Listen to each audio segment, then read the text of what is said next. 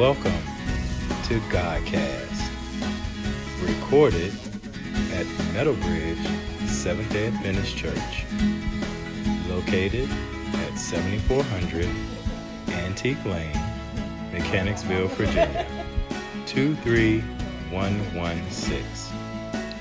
Join us any Saturday for worship. Sabbath school begins at 11 a.m. and worship service begins at noon. We do hope to see you there. But until then, enjoy GodCast.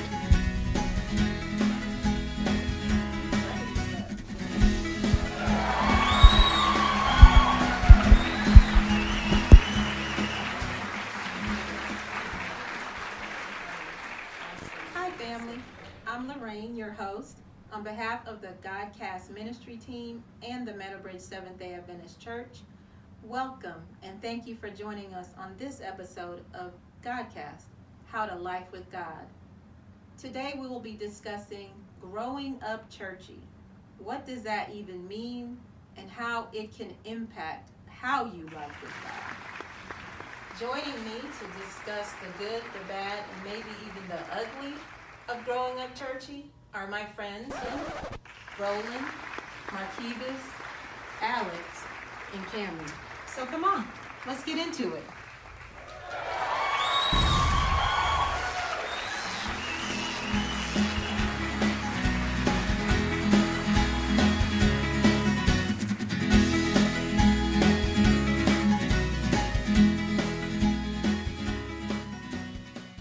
So thank you all for joining me today. I'm so excited to have you here to talk about this topic, growing up churchy. I have a little bit of experience with that, but we want to find out how you all experience that in your life. So I think for the viewers, the first thing they're going to say, people who didn't grow up churchy, is what does that even mean? I guess to me, it could mean, just spending the bulk or the majority of your time in church, being at church for anything, something, whether it's banquets,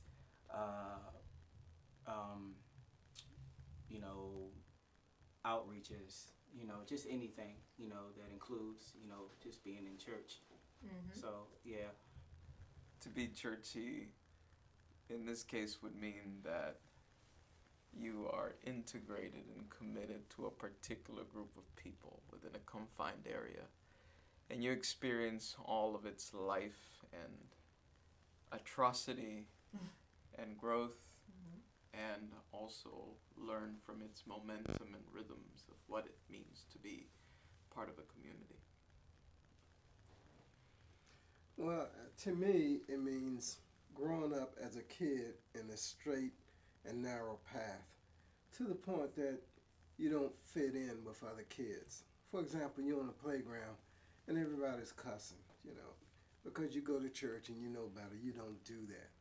Or you may want to pick on the smallest kid to prove yourself, being churchy, and you don't do that. So you're outside of this bubble. It's what I've experienced and I've noticed. Being churchy to me is being woken up at 8 o'clock in the morning every Saturday to go to church, getting dressed, and I've always known that, and sitting in church for 2 hours, following mommy and daddy, what I'm supposed to do. That's churchy. So how old were you the first time you can remember that? I remember going to church at 5. Like, I can recall. Uh-huh. I recall going to church at 5. Right. Anything younger, I don't think I could remember. But, yeah, I was in the children's choir. Children's choir. Yeah. What about the rest of you all? When do you actually remember we're Well, going to church?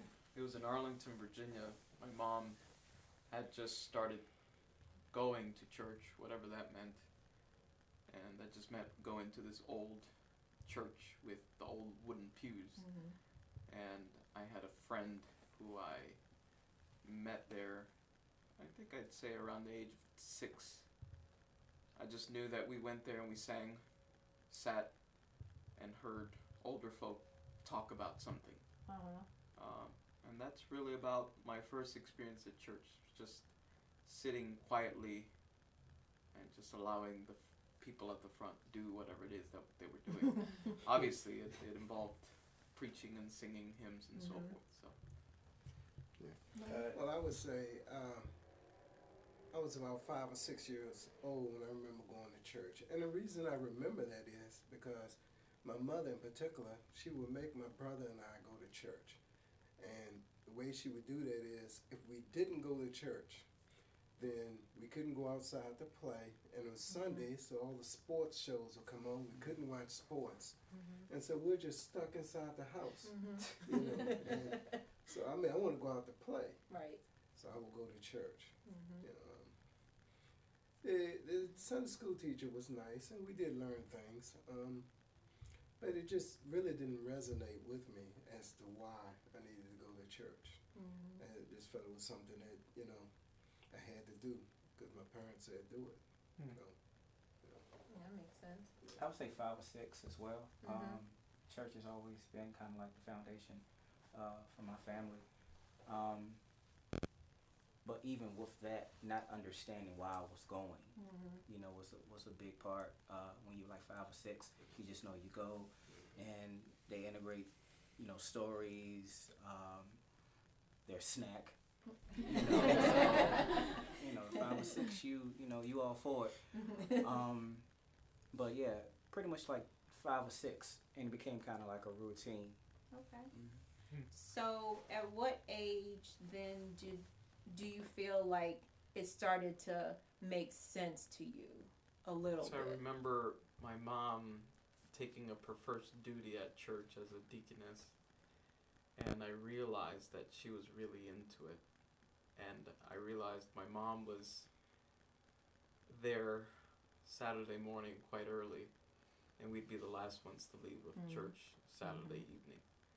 That included opening doors early in the morning and then cleaning the bathrooms after Saturday services were done. And of course, as the child, I was there too. Right. I realized that church was the place where I was there to serve and nothing else. I can't remember any teachings or anything of that nature. We were there to do what we were asked to do. And it made sense to me because it involved people. That's How old were you at that? it's about 9. Okay. So, where that just fell into place. I wasn't there for information. It was there to just make sure people were okay. Roland? Well, I would say I was 12 years old. And my friends and I, what we would do after Sunday school was sneak down to the store, get popcorn and stuff, put it in our suit coats, and we'd eat it in the sanctuary. That's how bad we were. Whenever the pastor wasn't looking, we'd just sneak some in our mouth. But I was 12 years old. I was sitting in the pew, and the pastor was speaking, and I just remember it was like a door that opened. Everything that he said made sense. And from then on, I just had a desire for spiritual things. And I understood clearly what he was saying. I felt the Spirit speaking to me. Wow. It's just never been the same since.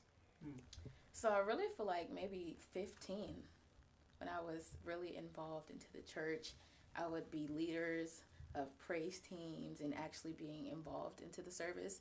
It's when I feel like I was engaged. Like when you're younger, you just go to church. You're made to go to church with mom and dad.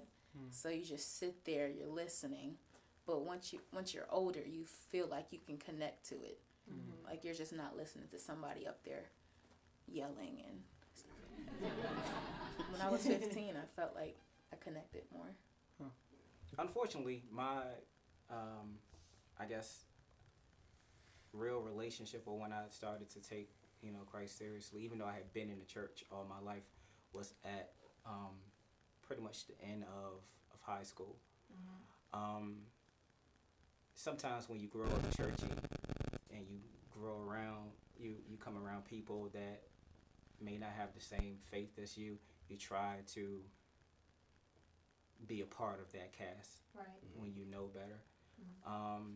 and it really didn't get to the point where I finished high school where I really didn't care about what people thought or what people had to say.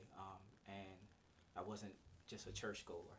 I had a personal relationship with God then.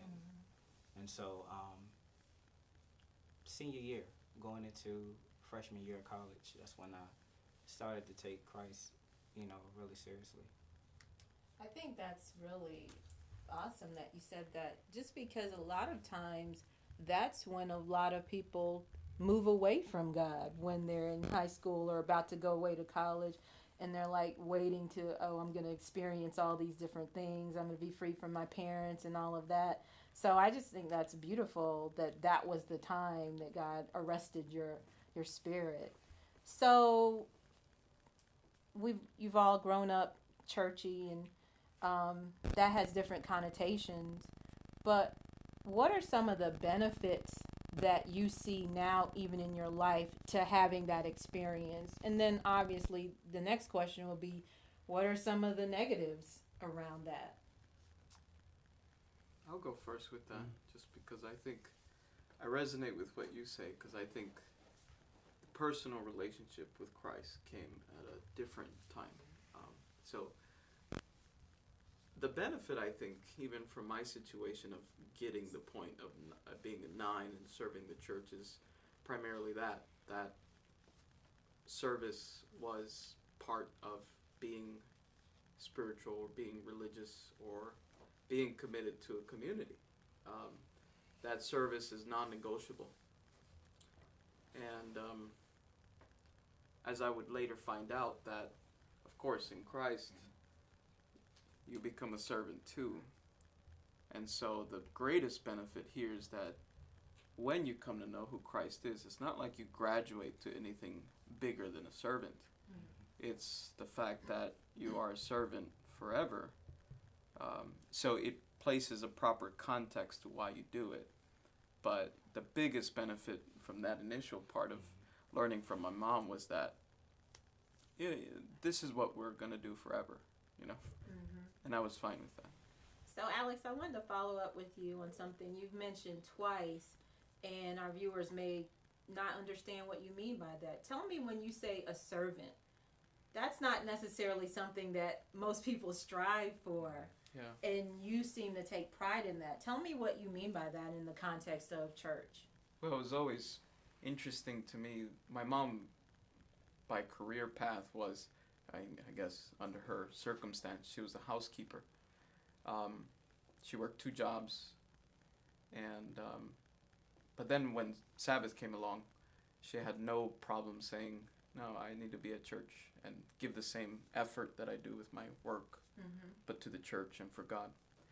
And that's what we mean at its best, that you are in essence called to be a housekeeper at church. And by church, we don't just mean toilets.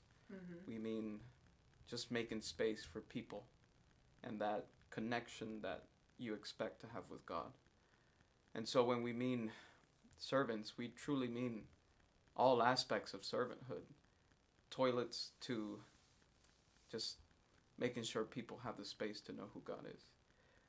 Whatever that entails, of course. So I think servanthood is the lowliest of things, and yet it's what God prides itself in, and so that's okay.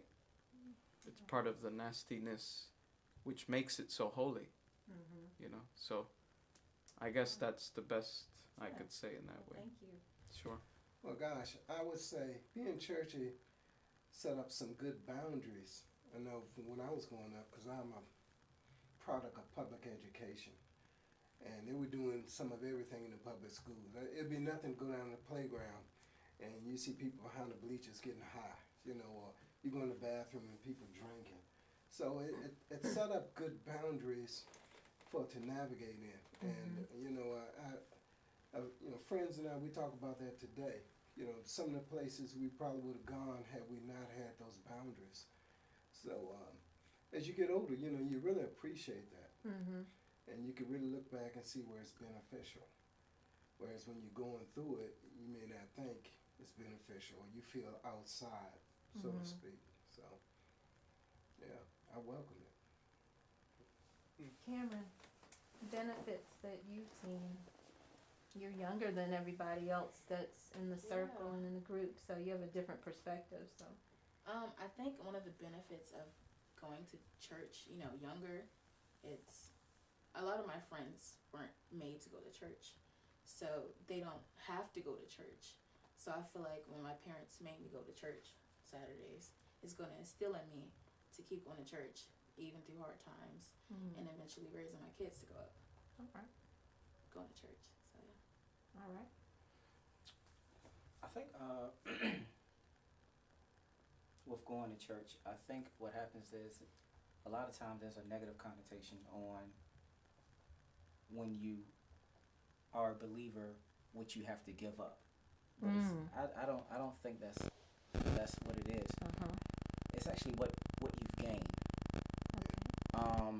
And so finding Christ or being a believer has been the best thing that has ever happened to me, because it allows me to see things differently. Where before Christ, may have gone off the handle or looked at things in a secular or worldly aspect, but when you find Christ, you become a new creature. So you no longer look at problems through a secular lens. So it allows you to see things just like differently, because you're no longer in the world. You have a Christ mindset. So it's been the best thing that's happened to me. All right. All right. Well, I know that there are people who are watching who don't have the experience that you all have. So tell me honestly, what are maybe some of the negative things that happened or that were impacted by you having to be in church all the time or being churchy? Anything negative? Things that you didn't like so much? So part of my context is a Seventh-day Adventist context, and that is to say that Saturday is a holy day, and that is to say that holy day means, for my mom, meant no everything except for eating, and so how she interpreted what she was told is that you're just supposed to sit down and just do nothing, in essence. I was just a kid, so when you think about it, it's like, all right, you're not supposed to do certain things. And then, of course, I couldn't go over to my aunt's house where my cousins were a bit older than I was, but I could hang out just for fun. And that relates to my second point of the problem of this. One was interpretation of Sabbath or rest, and secondly was, what exactly could you do? So I was a good soccer player growing up too as a teenager, and everybody plays Saturdays in leagues. And so when I wanted to do something, Mom said, obviously it's a no, and you wanted a reason why, and all she knew how to communicate about Shabbat, if you like, is a complete no, just because no. And so those are part of the issues, though. But I think that those come with context, and it's just, I think one of those weaknesses, if parents aren't able to communicate a particular belief, then it becomes harder on the next generation. And that's just Sabbath. I mean, try talking about God. But then secondly, applying that principle of belief is a hard thing, I think, for any young person. So those are the weaknesses, I think, translate over time. Roland, I think you wanted to share. Yeah, I would say that what I experienced was sometimes you lose touch with people. You just, it's difficult to relate to them. It's difficult for them to relate to you. And you kind of almost feel untouchable because they think you more than what you think you are. Mr. Righteous or Miss Righteous or something. So that kind of puts up a barrier until they really get to know you, and then they realize you're just like everyone else, except you just have a higher calling. So I found that to be a barrier sometimes. And also I would say there were some things that I wanted to do even some career choices I wanted to pursue, but I couldn't because of the Seventh Day obligation. So, Okay. but everything's good. It's not a total loss. I mean, I'm fine. Lord worked it out. So, I wanted to say, as not a response necessarily, but you mentioned, Roland, about the career path and then what's not to do, and it's interesting that the question of why is a legitimate one that many of us have. I think the problem is when, I guess we see the repercussions today of when parents aren't able to answer existentially, not just truthfully, because you could say Sabbath, yes, it's holy, and that could be true, but existentially, it's impractical. It doesn't make sense for you to just stop. And that is part of the challenge, I think, about any religious practices, not just Sabbath. It's just more so, why this place, why these people, why this quote-unquote God? And that says more about the challenge of communicating practice altogether, I think. I would agree with that. I think that's part of the reason that we even decided to do this ministry, because we wanted to make those things of churchiness and godness and Christianity more accessible to people who may not be as familiar with that. Yeah. So for those of you who, you all been in church all of your life, did you ever resent your parents, or have you ever in the past resented your parents for making you go to church, or even missing some of the things that were happening when you were at church and you couldn't enjoy those? Yes, honestly, growing up churchy has always been hard, to not be able to go to movies on Friday nights because it's the Sabbath, or having to work later because the sun hasn't set, or just hanging out with your friends on Sabbath has always been like, I want to go out with my friends and hang out. But growing up churchy and realizing that you can't, and mom and dad say no, and that's how it goes. And to this day, I know it's terrible, but like I said, I turned 18, I wanted a piercing, and I could do that because I don't have my parents. But I know that my parents have raised me to know better and to follow what they instilled in me. Even though I'm 18 and I can sign my life away, I should know better not to. Yeah. Okay. Just a little tiny. Just a little tiny business. Rolling. Yeah, well, the problem was I just didn't get anything out of church. I went, but it just was meaningless. I didn't get anything out of it until I got a little older and I got more involved. And then, of course, I became born again, and then that really changed things. But I resented my parents for that reason. It was just meaningless. Didn't seem to have a point. Right. I think it can be easy to resent certain things, especially at an early age, especially when you don't understand, what's going on. And then, especially if you're in an atmosphere or an environment where you see people just go to church just to go to church. And these same people that you see outside the church are totally different. So why would I want any of that? Right. And then on top of that, mom and dad, you're forcing me to be in this, around this, so initially, I did resent my parents because, one, they were a part of the ministry and they were constantly doing things in the ministry. So what that entailed was anytime you were at church, I was at church. Right. So, it's easy. It was easy to fall into that, at an early stage. But again, like I said, when you get older, you start not to so much rely on your mother and your father's faith. And when that personal relationship, that's when you're held accountable for your own salvation. Right. But at an early age, So, tell me this.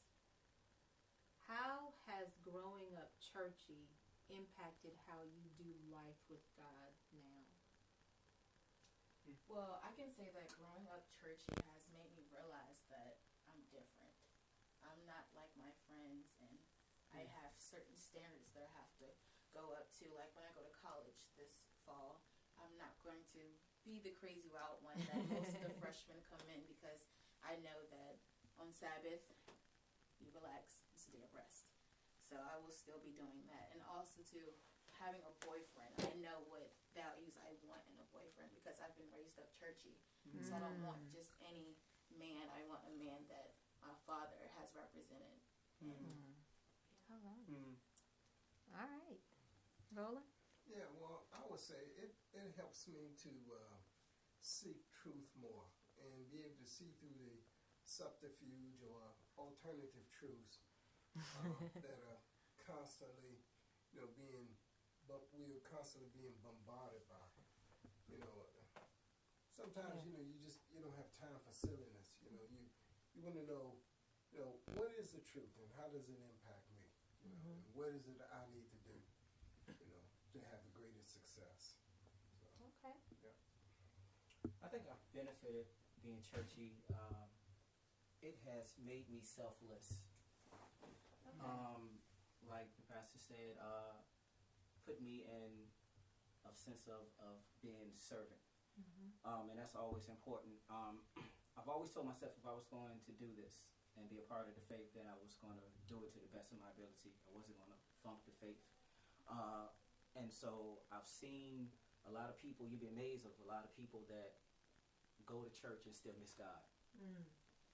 I had a coach, my basketball coach told me, just because you sit in a garage doesn't make you a car, and just because you sit in a desk doesn't make you a student. So if I'm going to serve God, then I'm definitely going to serve him to the best of my ability. And I believe being a part of the church starting at a young age has groomed me to this point where now I've become selfless and I want to serve. I think that's one of the key things at the end of the day, that being churchy isn't at all negative. Right. And it's how you interpret it. And I think that what I thank God for is my mom, who was the key person to introduce me to the lowliest of what it means to be part of the church. It didn't mean sitting in a pew. It didn't mean being in the background either. It just meant just clean the dirtiest stuff that's there, and the floor, toilets, and so forth. And I say this with a bias because as a pastor now, people are surprised of when I serve on things. So becoming a pastor isn't a graduation in holiness. It's more so kind of a license to say, no, I will be the most dirtiest, if you like. Right. And part of that is more so what is key to my life today, that you never really graduate in faith. You more so stay at the lowest. And that's faith in maturity level. So that's how I do churchiness now. Right? And so I thank God for my mom, who this was part of the best thing that she could ever teach me about the church as a whole. So. Well, thank you all very much. I appreciate you opening your heart and your life to us and our viewers. I just think that you all have done a great job of making that more accessible to people, and people can understand more what that even means. And that I thank you for saying it's not a negative, like specifically. I think everyone has said that, but and how it has impacted your life now. We are so excited about you taking your time, giving it to us, and we look forward to talking to you again in the future.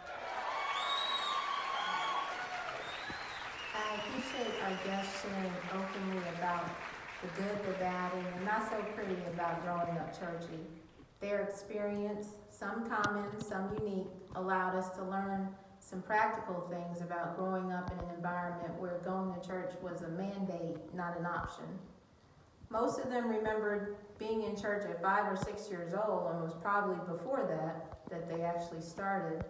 And yet, despite the negatives that they shared, All of them are willingly in church now.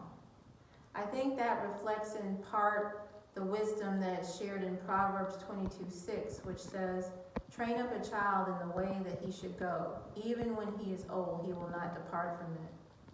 Placing our children and ourselves in the right environment makes it easier for the God that is Creator, Savior, Lord, and friend to arrest their and our attention. Being in church isn't all there is, by no means, but it is a great step. Secondly, there came a point for all of them when church was no longer just a parental requirement. It became about their own engagement and relationship with this God that they had grown up hearing about. In Jeremiah 29:13, God says to Israel at that time, and to us now, "You will seek me and find me when you search for me with your whole heart." We cannot survive on the faith of our parents or anyone else. God is not always what people portray him to be. So he invites us to seek him for ourselves, and he has promised to reveal himself to us as he truly is, a loving, merciful, forgiving Savior. Our guests shared that growing up Churchy shaped their ideas of what it meant to be a part of a church community and Christianity. One major theme that was brought out was that of service, selflessness, servanthood. This is a concept that is rejected in total by most of the world, particularly capitalistic nations. But these folks embraced it as honorable and central to their faith.